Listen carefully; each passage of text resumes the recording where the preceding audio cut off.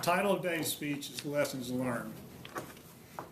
Many potential leaders today have lost touch or they're confused about what leadership means. Leadership is and has always been about influence.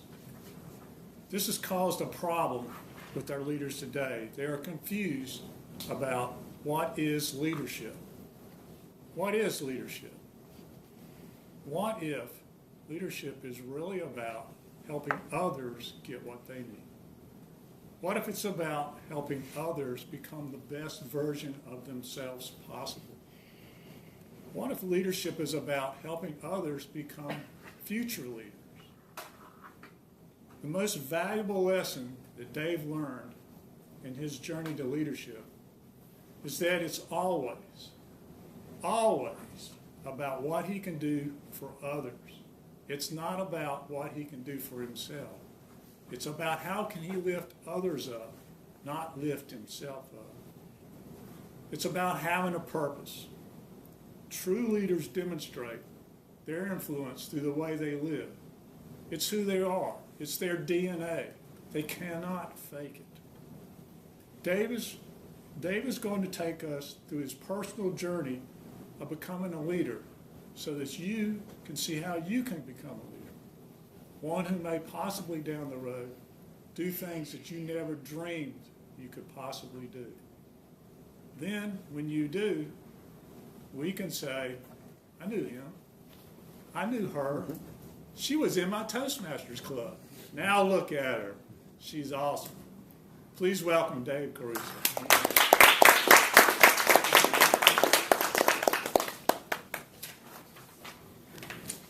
Thank you, Blake. Ladies and gentlemen, what if the pain, the trials in your life were the very thing that were going to lead you to your purpose? I want every one of you to take a moment now and close your eyes. Close your eyes for me.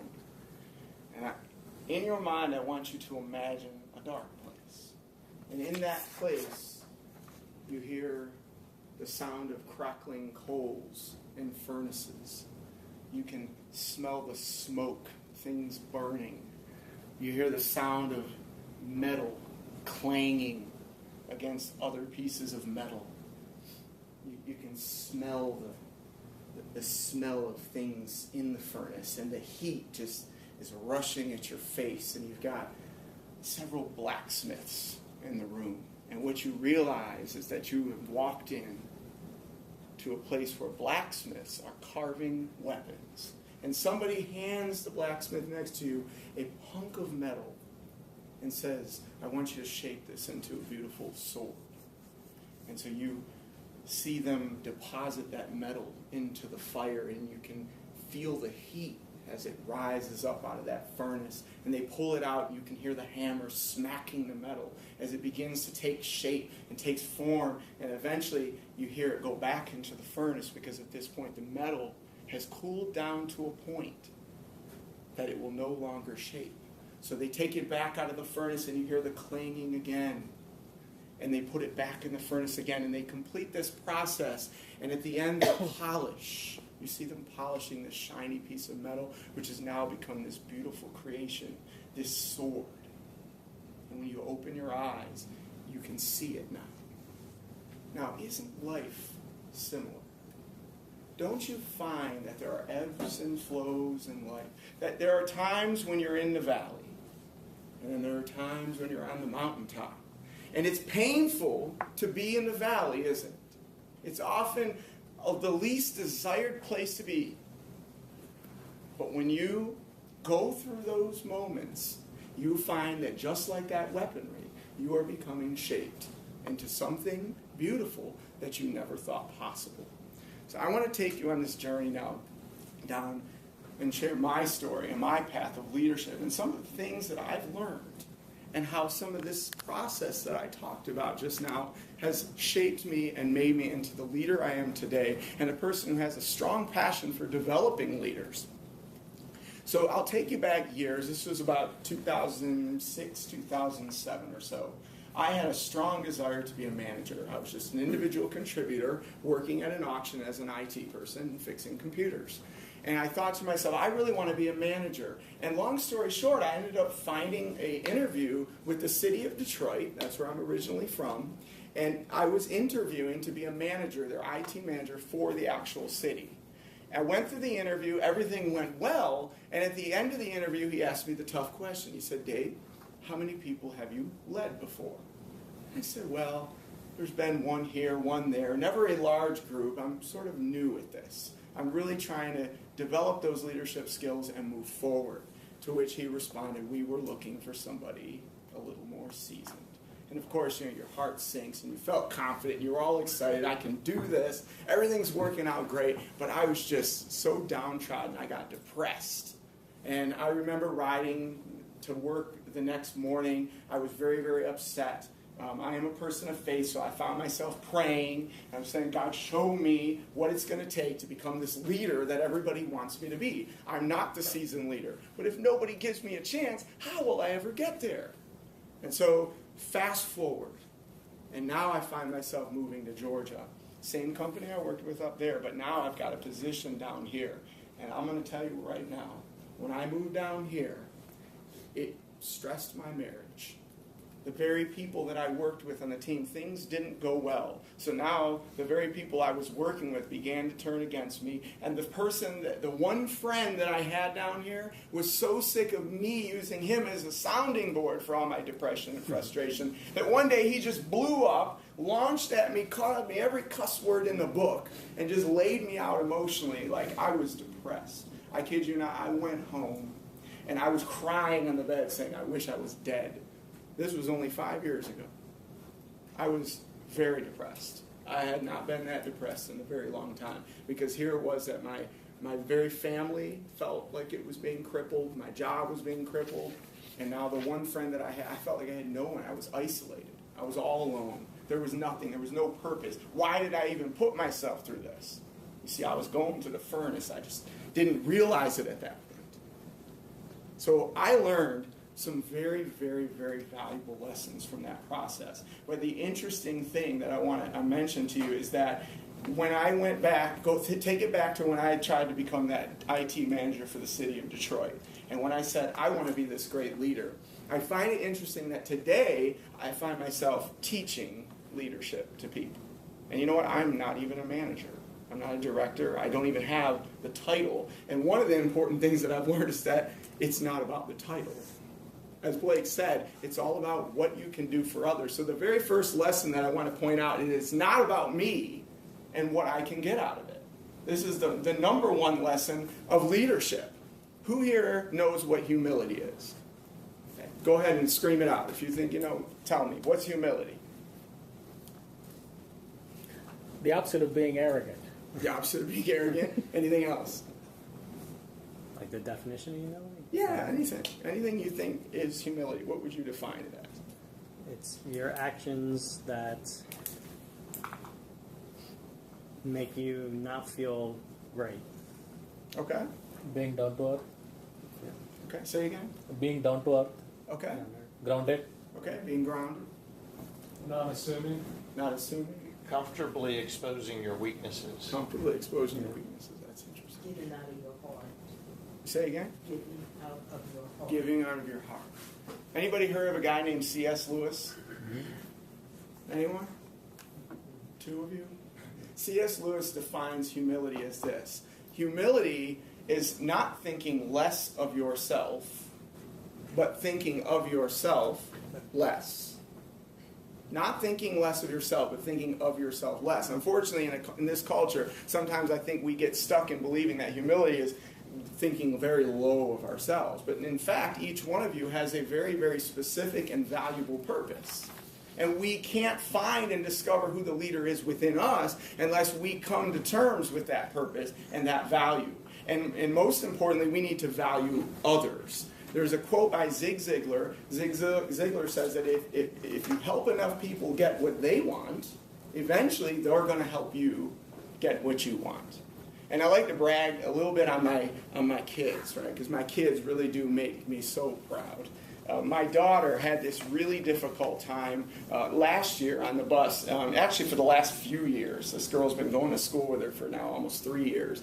And she's kind of the bully type. And she calls her name. She tells her to give her stuff. And if she don't, she's going to kill her. Believe it or not, they say these things in kindergarten. I couldn't believe that. But in kindergarten, she's getting death threats. I don't think she knows what she's saying. But it's interesting that they get that language at such an early age. But my daughter came home, of course, very, very upset, and we ended up having to have a talk with the teacher. She gets on the bus, and she messes with her, and then she gets other girls, and they sort of gang up on her. But one of the conversations that I had with my daughter, Kara, is that we are going to be kind to those who even hurt us. We are going to value the people that we may even consider our enemies. So what I think would be best, maybe, Kara, is to try being kind. Try connecting with her. Try building a relationship. Now, this is totally contradictory to most things that we know in at least United States culture, if you will. But she went ahead and did that. She wrote a kind letter. She gave her some kind of gifts or something like that and was able to establish a friendship. And since then, this has gone up and down all the way into now where she's in second grade, and she's caused even one of her friends to come out of that classroom and be placed in her classroom because the friction between this girl and her friend was so bad. But yet Kara still continues to try to build this relationship with this little girl named Allie. And I believe that's because she's exemplifying leadership skills by simply valuing people. When I say value people, I'm not saying just the ones you like. I'm not saying just the ones that make you feel good. I'm talking about people. If you look in front of you, you see people, there is value in them. Generally speaking, most of you know that those who do the things that bother us, it usually comes from a place of pain. Something has happened in the person's life that has brought them to the point where they feel they need to behave that way. And when you value people enough, you will begin to see those things. So number one is that we must value people. It's not about us. It's not about what we get out of it. To be a leader, we must truly value people. The second one is that if we don't live intentionally, or at least courageously, we will not achieve our fullest potential. Who knows what the richest place in the world is? Where's the richest place in the world? Saudi Arabia. Saudi Arabia. Okay. Switzerland, I guess. I'm sorry? Switzerland. Switzerland. Anything Dubai. else? I'm sorry? I heard something else. Dubai. Dubai. No. None of the above. U.S. No. None of the above. It's actually the graveyard. The graveyard is where every lost dream, every bit of potential, everything everybody was going to do on someday is lost there. You don't get it back. You see the point, right? If you have all these dreams and all these things that you want to do, how many times a day do you say, I shoulda, woulda, coulda done that, but you don't? That's a lost opportunity every single time. Now drop one of those in the bucket every single time you do it, probably multiple times a day, and you have a very, very large bucket at the end of your life. Do you want to take that and use that, or do you just want it to collect? Because that's where all your riches are. The richest place in the world is ultimately going to be the graveyard. There are 4 different kinds of people in this world: multipliers, adders, subtractors, and dividers. Some of you may have heard me talk about this before. Subtractors are what most of us fall into, and that's because we have this little bubble around us, and we go to work and we go home and we get something to eat and we watch a little TV and then we go to bed and we get up and do the same thing again. Some of us call this working hard, right? This is just a mundane routine. It actually tends to drag the energy out of us at times, right? But as we go, right, we tend to pull from people more than we put into people, simply because we're trying to get through. And as you're trying to get through, it's natural to think, I need something. I've got to be able to do this. What comes natural to us is to think about ourselves. What doesn't come natural to us is to intentionally focus on others. This is the intentional part of it, right? Is to take our energy and begin to focus on others. And that's when we start to become adders. Dividers are the obvious. They'll go out of their way to rip you down so they can make themselves look better. But I don't want to talk about that. I want to talk about being an adder, and then moving on towards being a multiplier. Adders will intentionally take the time to go out of their way to help another person, to add value to another person. When you add value to another person, you gain influence with those people. And when you gain influence with people, you're leading them. It's really that simple. Like I said, it's not the title. It's not the position. It's simply influence. Nothing more, nothing less at all. If you can influence another individual, you can lead. If you can lead a series of individuals, or influence a series of individuals, you can lead a series of individuals. You can have a movement. Somebody talked about a movement 2 weeks ago. That's where it starts. So when you begin to speak something of value into another person's life, and then that takes and transcends onto other people, now, guess what you've done? You have become a multiplier. Now, isn't that something? That a multiplier can touch another life without ever having even met that person. You don't even have, you just know, I know of that person, I know what they stand for, I know what they're going after, and I want it. So I want to do whatever I can to be like that person. That's multiplication. When we achieve that, we begin to achieve some of the highest levels of leadership that we could ever accomplish. And I'm not talking about, listen here, this is very important. There's a difference between success and significance. Often when we think of leadership and we think about climbing the corporate ladder, this is a corporate club. We're thinking about climbing that corporate ladder. We're thinking in terms of success. We're thinking of money. We're thinking of power. We're thinking of prestige. And I'm not saying all of you are thinking that, but many people really do. And I think it becomes natural. I get a little bit of money, I can get a better car. I can get a better house. I can provide a better something for my life or my family's life. There's success, but then there's significance. What is the difference between success and significance? What do you all think? Any thoughts? Significance of leaving a legacy, making a difference. I like that. Leaving a legacy. What does leaving a legacy mean to you? Does it require money to leave a legacy? Does it require prestige? No, not really. Doesn't require power, doesn't require cars, doesn't require any of these things, and that's the key word, right? Things that we believe that we need. Tangibles, right? Because where's the real value? What did we talk about in the first part? Where's the real value lie? In you. That's right. Randy said it. In you. You are the value. If you want to add value to another person's life, you already contain everything you need inside of you to influence and add value to their life. You are a leader. And the hardest part sometimes is believing it, isn't it? That you already are the leader. You can achieve significance in your life if you believe your own value and the value of others around you, and if you commit intentionally and courageously towards installing that value into others, you will live a life of significance. The third one, and this one is sort of near and dear to my heart, because I know not everybody believes this and agrees with me on this, but I believe very, very strongly because it's had a strong impact on my life. This is that we must believe in others before they prove themselves. We live in a world where you've got to bring me your credentials. You've got to show me your credibility. You've got to show me what you've done. Give me the results. Give me the numbers. Give me the metrics. And then I'll start to listen to you. But what happens when you believe in a person before they believe in themselves? Is it possible that by doing that, you will cause that person to see something in themselves that they didn't see before you began to believe in? That's the power. Years ago, the thought of speaking in front of people scared the living daylights out of me. I kid you not. I went into a college class. I was 5 people. That's all that was in this class. 5 people. I had a one-on-one conversation like I'm talking to you right now with every one of them. I had no problem. I had to get up there and give a speech about wrapping a book in a paper bag.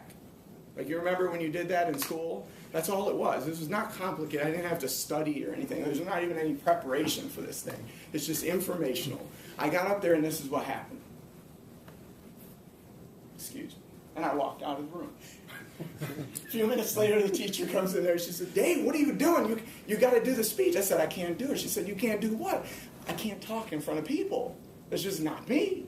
She said, if you don't get in there, you're going to fail the class. The best you can get if you ace everything else is maybe a C minus. And considering how things were already going, the chances of me acing the rest of the class very, very slim. So long story short, I went in there and I stuttered my way through it. And I did end up passing the class. But now fast forward years later, now I'm down in Georgia once again. One of the other painful challenges is I had this boss who believed in pushing you, go figure. You know, sometimes we frown on pushing people, but this guy began to push me.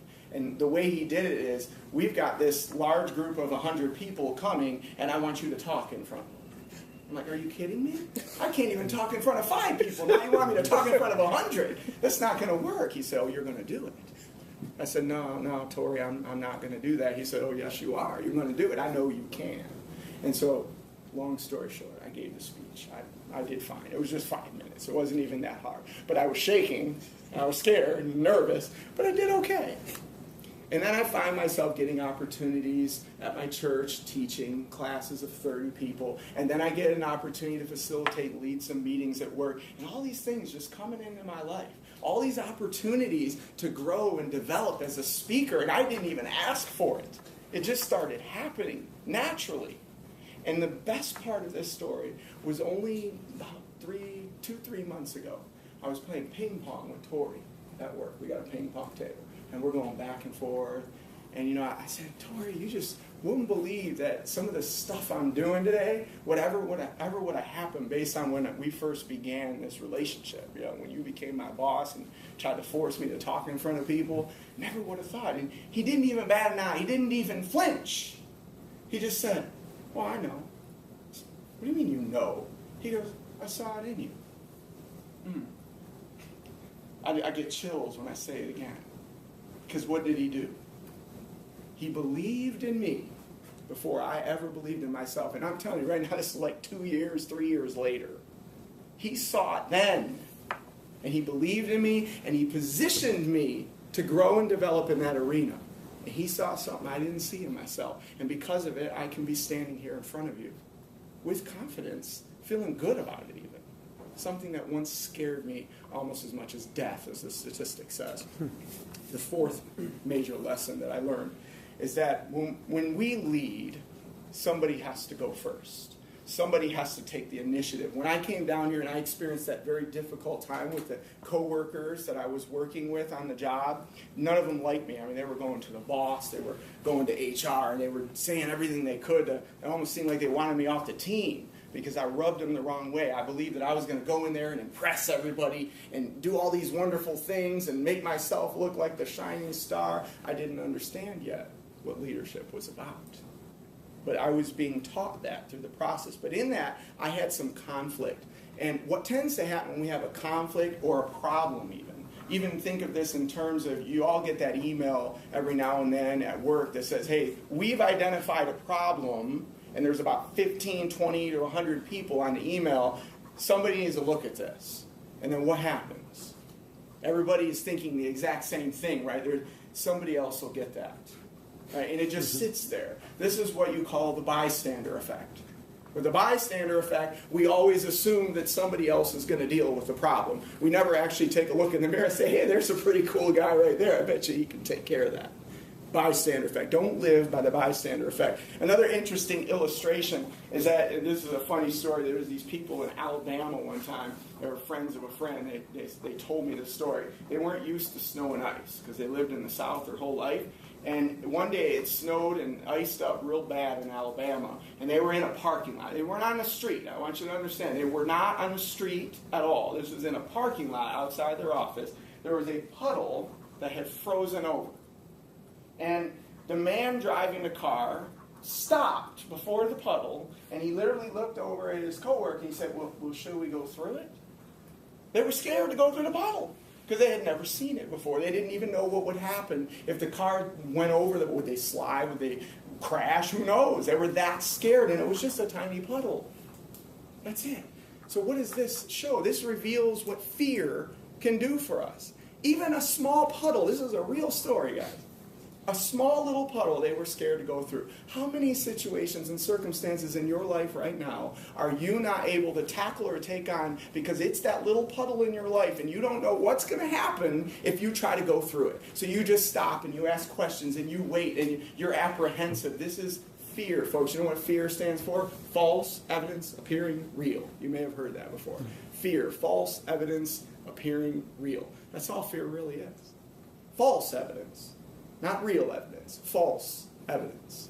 If you could only believe that you are capable of so much more than you believe that you're capable of, how much of that self-limiting fear and doubt and beliefs about yourself, the devaluing of yourself, is keeping you from achieving your highest potential?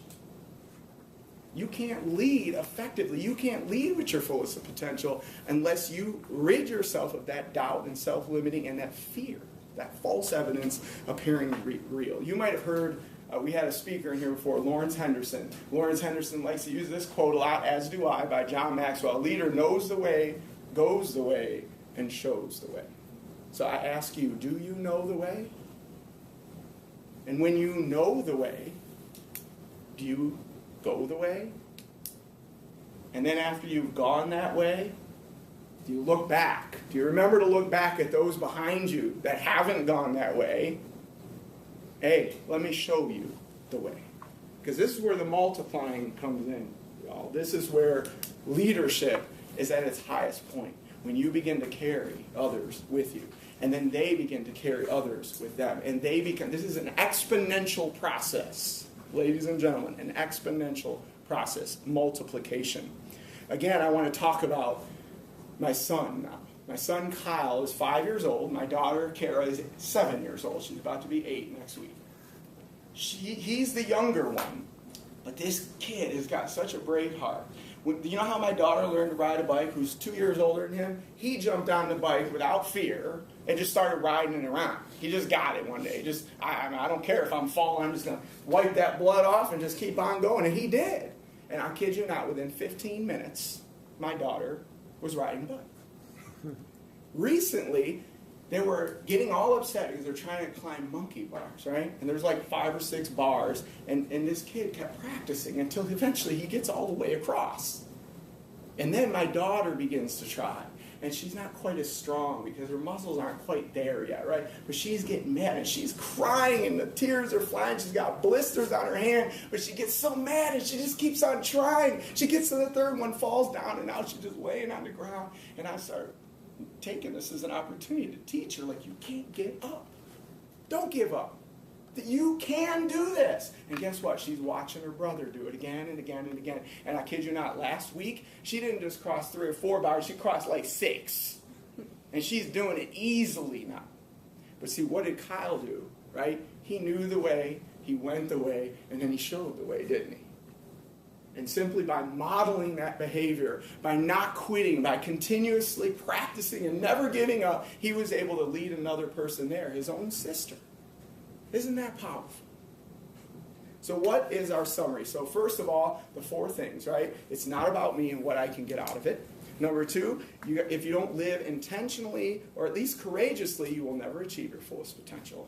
Third, you got to believe in others before they believe in themselves. And number 4, when leading others, somebody has to go first or take the initiative. So I want to leave you with 5 calls to action. What are these calls to action? 1, live for the journey, not the destination. We get so caught up trying to go after the goal and where we're trying to get to at the end, but we forget about all the change and development that takes place in between from the beginning to the end. It's about the journey. The journey is what got me to where I'm at today. And it's the journey that will get me to where I'm going tomorrow. Get comfortable being uncomfortable. Pain is not comfortable. Development, growth, to become something that you're not yet is not comfortable, is it? You're not yet that person that you're going to be tomorrow. Therefore, you've got to get comfortable being uncomfortable because chances are it's going to take a very uncomfortable process to get there and to become comfortable. Third, choose to believe that the journey is designed to shape you into something better. Consider the image we talked about at the beginning. You were once maybe just this hunk of metal, but you are becoming a beautiful creation. It's meant to shape you into something better. Number 4, determine what really matters and stop hoping for someday to come. Someday is the busiest day, just like the graveyard is the richest place in the world. Someday is the busiest day in your life, because you will always do it someday, won't you? Eventually, you'll get to it. One day, I'll get to it. When I have enough money, I'll get to it. When I have enough time. When my kids grow up and move out. When I get through school. When I get done getting my CC or my CL, then I'll try it. Maybe I'll watch about 5 or 6 or 7 or 20 or 40 people speak before I get up and challenge myself to be a speaker. There's always someday. Someday we'll be there, but eventually someday ends up in the same bucket that ends up in the graveyard. You see what I'm saying? So determine what matters and stop hoping for someday to come. And finally, the final one, and this is one of these quotes from a book called Today Matters by John Maxwell. It says that you cannot be tomorrow what you don't do today. So with that, I leave you with this. Start making choices today that line up with your tomorrow. Thank you.